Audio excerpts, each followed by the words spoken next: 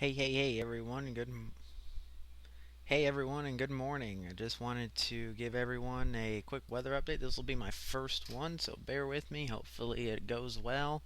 Any feedback would be appreciated. You can use our blog. You can follow me on Twitter at ALStormTracker. TweetDeck's always up and running here. I'm always monitoring everything. Anyway, here's a quick forecast update for you guys.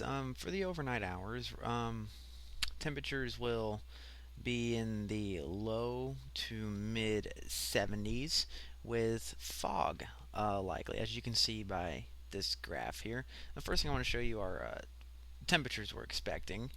Temperature is expected to be around this, and what I'll actually do is I'll reset this to where you can see this.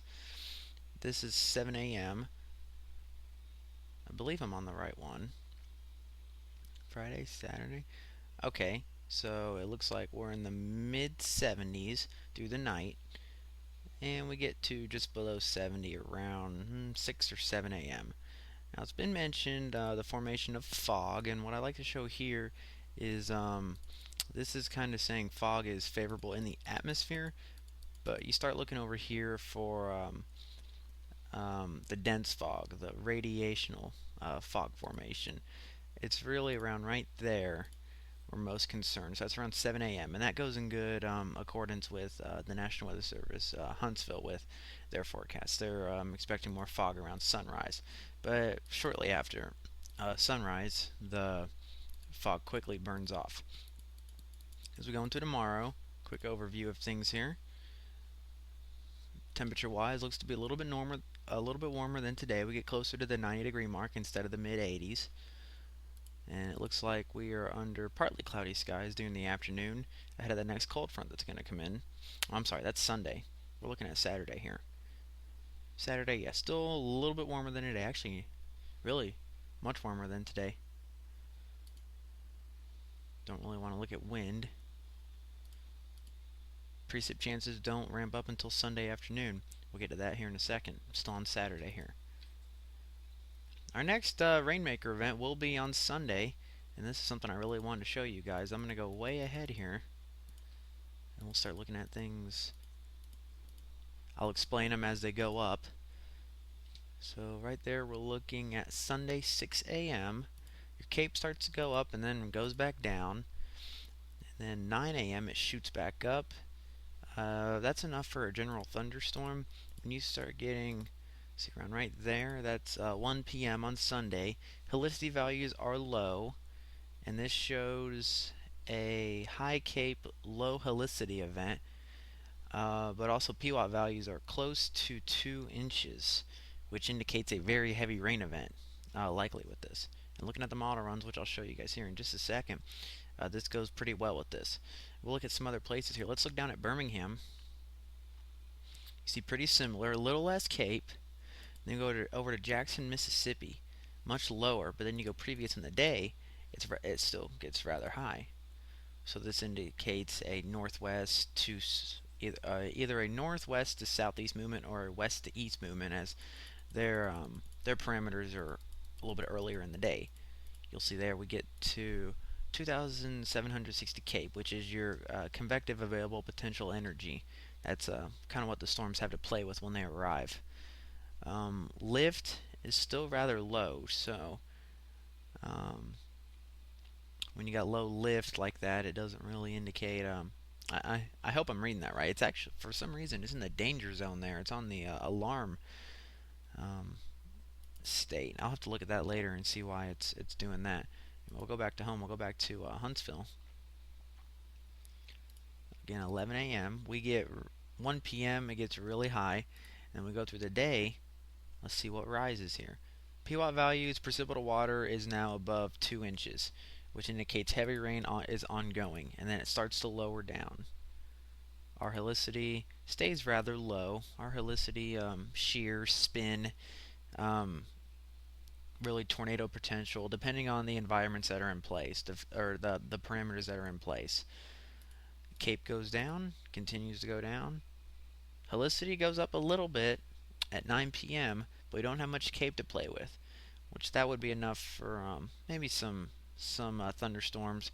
Cape that low that might be enough for a quick isolated thunderstorm or two. And then we go on through the night, overnight, Sunday into Monday, our cape goes up, which is very unusual for an overnight event. So what we'll look at here is we'll again look west of us. We'll look at what Jackson, Mississippi is looking at, and they're actually higher, which indicates some kind of storm system is in the works. And then we'll go to northeast Mississippi, look at their perimeters on Monday. The biggest thing I look at here is cape. I'm looking at how much cape is available. How much do we have? And see, we get pretty high around 10 a.m. Monday. PW values are still rather high. We'll go back to home here.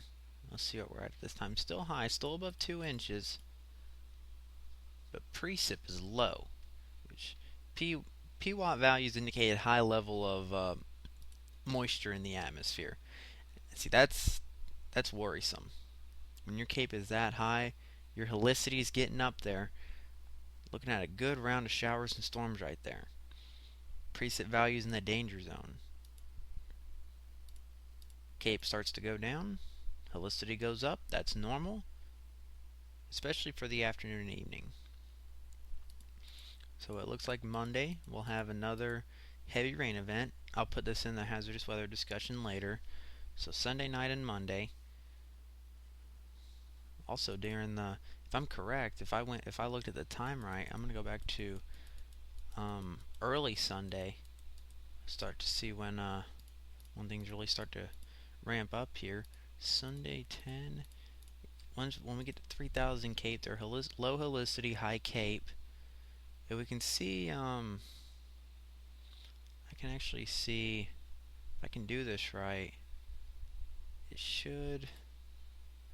Yes, it will explain what's in the works, what can happen to a thunderstorm. That summary is going to load and pop up here in just a second.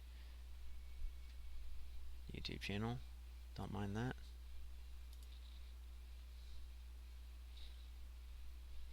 And hopefully you get a summary. Maybe not. No summary. Doesn't always work. Let me go back a few hours. No. Okay.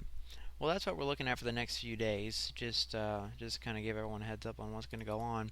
Another update to the blog I did is I'm not going to do forecasts anymore. I'm just going to stick with mesoscale forecasting, which is kind of looking at these. I'm not really looking at temperature so much, even though I did give you a quick glimpse of cloud cover and everything earlier in this video. I'm going to stick to just the mesoscale forecasting. I'll be looking at these values here and see when they really go up and putting out discussions for those.